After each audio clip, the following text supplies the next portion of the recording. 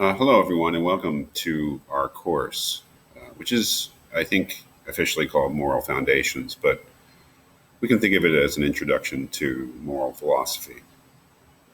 This is first of many videos that I'll be making and posting on our Canvas site for the course. We will be entirely online, and I've taught many, many online courses over the past 10 years, dozens and dozens, and it doesn't make me an expert or particularly good at it, but I have a way of doing it. And one of the things that I rely on is making these informal videos in which I talk about the course and specifically talk about the readings. I'll do many of these videos. This is my main way of teaching you about this stuff, which it just means sharing my own ideas about the subject and about the readings. Most of these videos will be specifically having to do with what we're actually reading. But for this first video, I'd like to give you a broad overview of the course and to let you know what I imagine the course to be about and why I chose the materials that I did and why I laid them out and why I've characterized the different parts of the course the way that I have. But it strikes me that many of you, this will be your first philosophy course, and I wanted to ask the question, what is philosophy? Well, I think that the less defined the term philosophy is, the better. I consider philosophy to be an open, liberatory, free inquiry into truth. But if we look at the words that make up the word, so often those are Greek words. We get two words, philos, which is the Greek word for love, and Sophia, which means wisdom, but let's just say knowledge. So what is philosophy? If we look at the Greek word, the word does come down to us, and the practice does come down to us from the ancient Greeks. Philosophy is simply the love of knowledge, wisdom, or truth. That might not help us very much because most of us love knowledge, most of us love wisdom, most of us want truth. I would say for me, philosophy is the pursuit of truth. Very wide-ranging thing. So, as we'll see, I mean, philosophers are typically concerned with particular questions which are peculiar to the study of philosophy. But generally speaking, philosophy is just the pursuit of truth, trying to find the truth in any particular area of knowledge or of inquiry. So let's just leave it at that. Philosophy is the pursuit of truth. So then we can ask the question, what is moral philosophy? Well, if keep it open, I mean, moral philosophy is the inquiry into the truth about morality, you might say.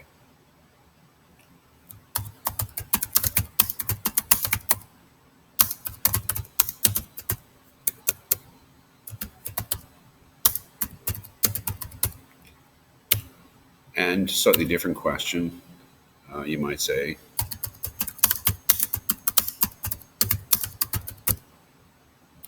But there we get into some pretty important philosophical distinctions. What is moral philosophy? Well, if we say that moral philosophy is just philosophy about morality, that is, trying to find the truth about morality, then that sort of pushes us in a certain direction, defines our field, our task in a particular way. If we say that moral philosophy is trying to find moral truth, then I think it pushes us in a different way.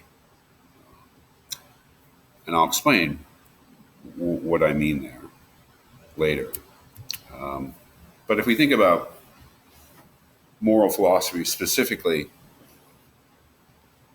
uh, you might say that what characterizes moral philosophy is a very important word, value.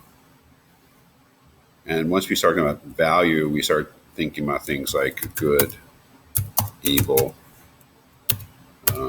better, worse, value judgments. So moral philosophy would certainly differ from other fields of philosophy. You might say that in other fields of philosophy, say metaphysics, we try to figure out the way the world is. But in moral philosophy, we have to take into account not only the way the world is, but the way the world should be. And that's where the value thing comes in. I mean, think about the scientific view of the world, the view of the world of modern science, as described by physics, chemistry, biology. Those sciences do not try to discover the way the world should be, the way the world would be best to be. Those sciences try to uncover the way the world is. And value judgments, the fact that something's better or worse, have nothing to do with those sciences, I mean, internally. But moral philosophy is different because it is an attempt to understand the kind of thing that we do when we say that we should do this and we shouldn't do that it would be better to do this than to do that it would be worse to do this than to do that. Whenever we make those kind of assessments of things, we are in the realm of the moral. We are in the realm of ethics, which I take ethics and morality I take to be the same thing. I know that there are some people who make important distinctions about that, but as we go through, you'll see that I take the line that ethics and morality are interchangeable terms for this practice of making value judgments, of saying that one thing is better than another. So, moral philosophy is an attempt to understand morality and an attempt, yes, to find moral truth. But there, as you say, there's some differences there. We are starting class by reading the Bible or reading parts of the Bible. I wanted to explain why. Let me put that question aside just for a moment because I think that there's an answer to that.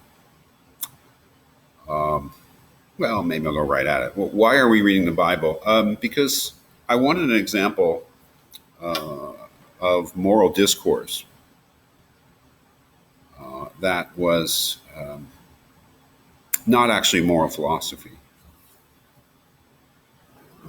That's why I've called part one of the course before moral philosophy, where you read these selections from the Bible that have to do with ethics. The Ten Commandments from the book of Exodus, the Sermon on the Mount from the Gospel according to Matthew, and the book of Ecclesiastes from the Old Testament. I wanted to start out not by doing something that was about morality, but was not really moral philosophy. And I'll tell you what I mean is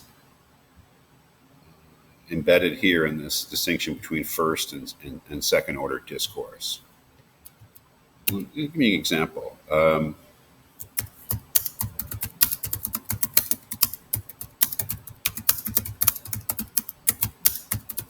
Let's take an example of the golden rule. Sorry for my typing skills, which are terrible.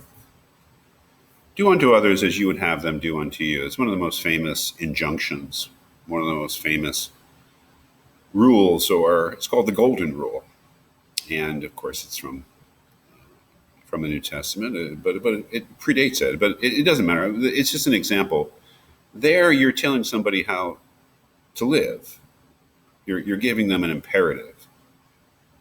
You're saying this is the right way to live. This is the right thing to do. So it's ethics, it's morality, but it's not moral philosophy, strictly speaking. Why? Well, because it simply says, well, this is the right way you should live. I mean, the Ten Commandments are a good example of it too. Don't kill, don't steal, don't commit adultery, don't lie. Those things are probably, I think, all true, but they don't give any account of why they're true. And that's what really, I think, keeps them from being really philosophy. They simply say this is how you should live, or this is what you should do, or this is what you shouldn't do. there's no reflection there on the basis of those statements at all, which is fine. That's not everything has to be philosophy, right? So I would call this an example of first order discourse, where you're just saying what you think is true. Second order discourse is where you're not just saying what you think is true morally or what's best to do or how to live. It's where you're actually reflecting on morality itself. Let's give an example from one of the readings or one of the schools of philosophy that we'll be looking at, utilitarianism.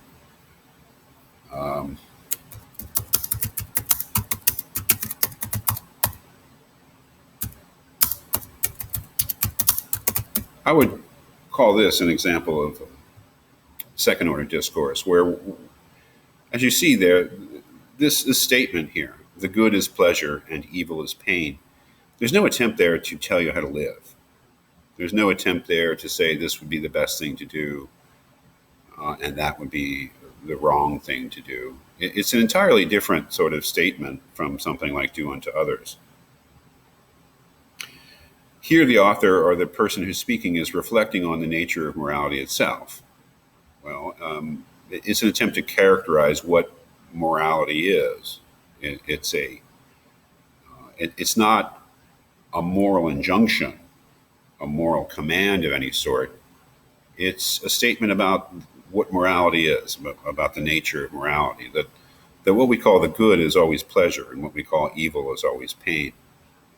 So once we do something like that, once we characterize something like the good, or we ask what is the basis for making a moral judgment or something like that, then we've left the kind of realm of the kind of text that, or what the texts from the Bible are talking about.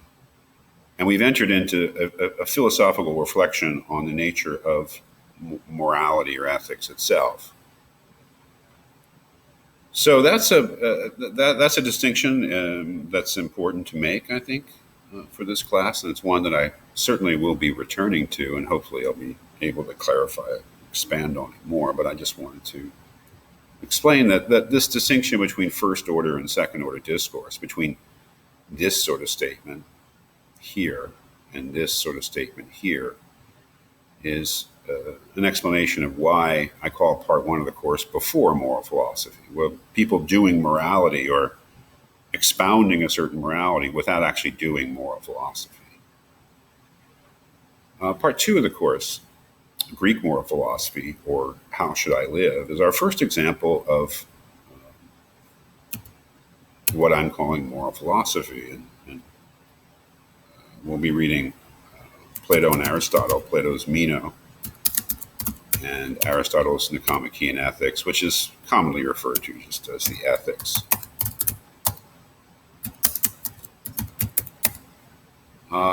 I really think that in the Western tradition, at least, it's really with the Greeks that we start to do something like moral philosophy, where in thinkers like Plato and Aristotle, we are no longer confined to something like this, where we sort of say what is right to do, but we start to reflect on the nature of morality itself. We begin to ask truly philosophical questions. The question that I think is most important in Greek philosophy is this: how should I live? That is, I think that is the dominant question in Greek philosophy, and perhaps in Greek culture, ancient Greek culture itself. How should I live? And it's different from what I'm calling modern moral philosophy, which has a different way of conceiving of the project of moral philosophy. We'll be looking at Plato's Meno and be looking at Aristotle's Ethics, and we'll see the kind of questions, the kind of philosophical questions that they ask. And the common question to these two texts is really the question, what is virtue? So probably the central question of Greek ethics. What is virtue? And that's a difficult word, virtue. It's a translation from a Greek word. We'll be looking at that fairly closely when we look at the Meno and look at Aristotle's Nicomachean Ethics. But once we start asking questions like that, how should I live? What is virtue?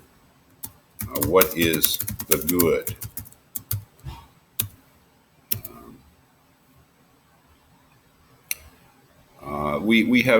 We've begun to do moral philosophy. We've begun to reflect upon what morality is, rather than trying to be moral or expounding a certain way of life as the best way of life. We're beginning a free inquiry into what we normally take for granted, which is that there is something called the good, that there's a way that we should be. We ask ourselves, on what basis? So what we see really is the beginning of a certain practice, an inquiry into the nature of morality, rather than the exposition of a certain type of moral life or something like that. Part 3, modern moral philosophy, which I've called Foundations for Moral Choice, is, excuse me, I'm just going to pause just for a moment. Sorry for the interruption. Part 3 of the course, Modern Moral Philosophy, Foundations for Moral Choice, is an example of a continuation of moral philosophy, just in a different way than the Greeks were doing it, with a different way of conceiving it, I think. Definitely doing moral philosophy still, that is reflecting on the nature of morality rather than expounding a particular way of life as the way you should live, which is what's happening in the Bible, or at least in Sermon on the Mount and the Ten Commandments. But in a different way. If the Greeks were asking the question, how should I live? I think modern moral philosophy is really more focused on the question of what should I do in a specific situation. That is, when I have to make a moral choice about what the best way to proceed is, what the best option is, on what basis do I do that? On what foundation do I do that? We'll be looking at two very important modern, in the sense of, not ancient and not medieval. Kant, his groundwork for the metaphysics of morals, is short, just call it the groundwork. And John Stuart Mill's utilitarianism. And I think that these two moral philosophies, Kantianism, I'll be using that term a lot,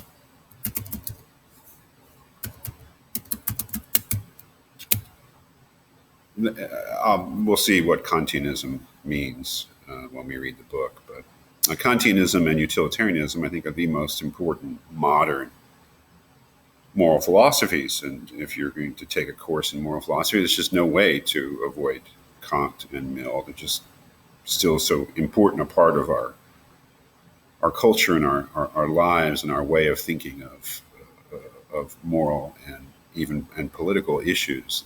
It's very important, I think, as a modern educated person in America to be familiar with Kantianism and utilitarianism. But we'll see that the way that we read these works is, looking for their answers to what is the foundation for morality, which is basically, I think, the question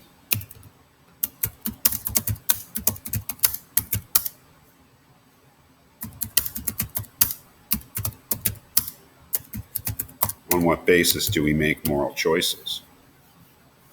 On what basis should we make moral choices, you might say, rather than do?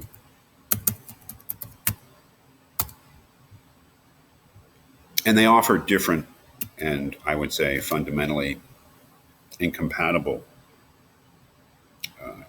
answers to that question. For Kant, we'll see that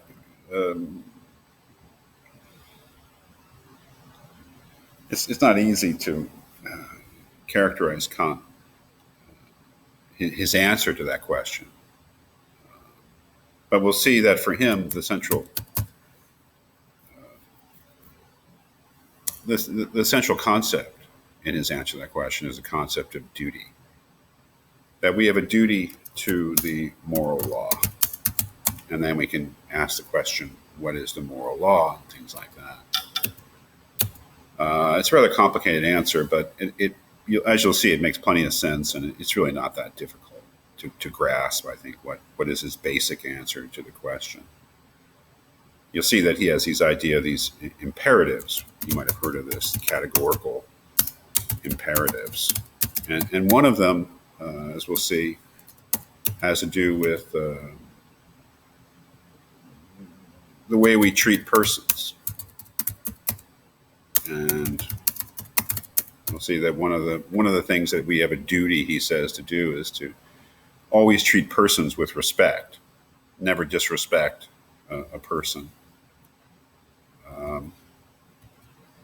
And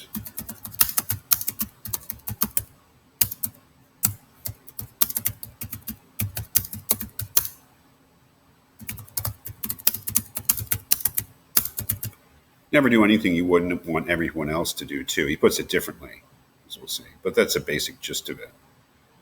That is, he believes that morality is based upon these, what he calls these imperatives, these commands that we have a duty to uphold. Whereas somebody like Mill, utilitarianism, much simpler.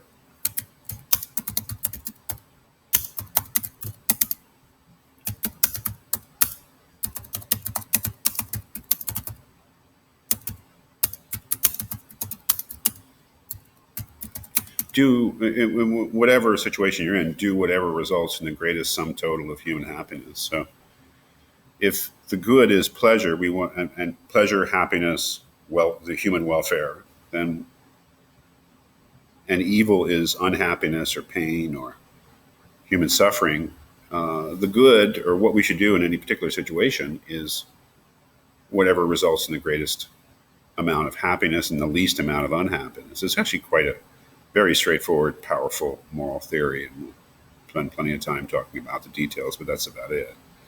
So in Kant and Mill, we get, I would say, pretty strong representation of what modern moral philosophy is about, which is basically trying to find the foundations for moral choice, for how we should live or how we should act in any particular situation if we want to be moral. The last part of the course is called After Moral Philosophy.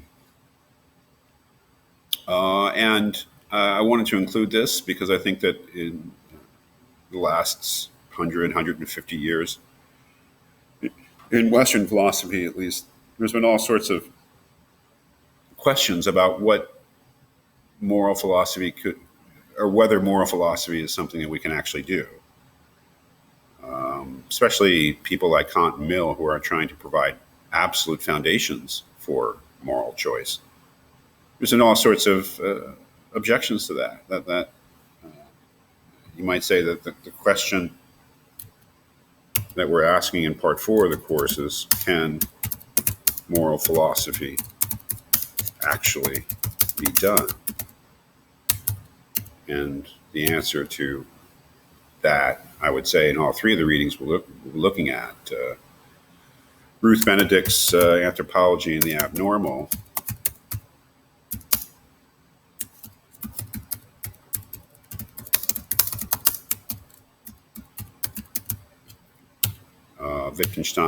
Ludwig Wittgenstein, his lecture on ethics.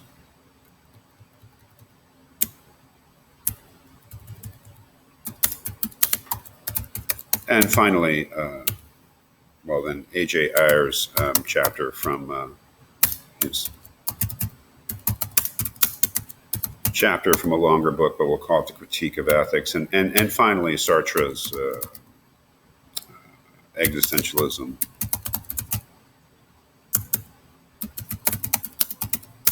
Is humanism.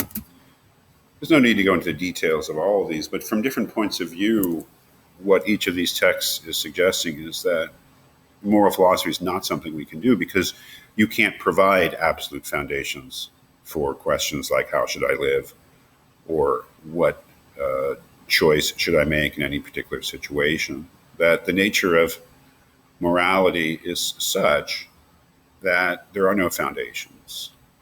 There's no way to somebody like Wittgenstein or Ayer, I think Ayer, would say that there's no such thing as moral truth. I think that Benedict and Sartre might have different answers to that, but generally would be on the same page if the question was whether there was an absolute good, there was an absolute moral truth that you could find. I think all of them would deny that in for one reason or another. So kind of want to, for the purposes of symmetry, kind of bookend the course. Part one of the course is before moral philosophy. And then we go into couple of different styles of moral philosophy. I wanted to bookend the course with something called after moral philosophy, because it's interesting. I mean, the ancient cultures that produced the Bible, and we could have looked at other ancient cultures, Chinese, Hindu, African,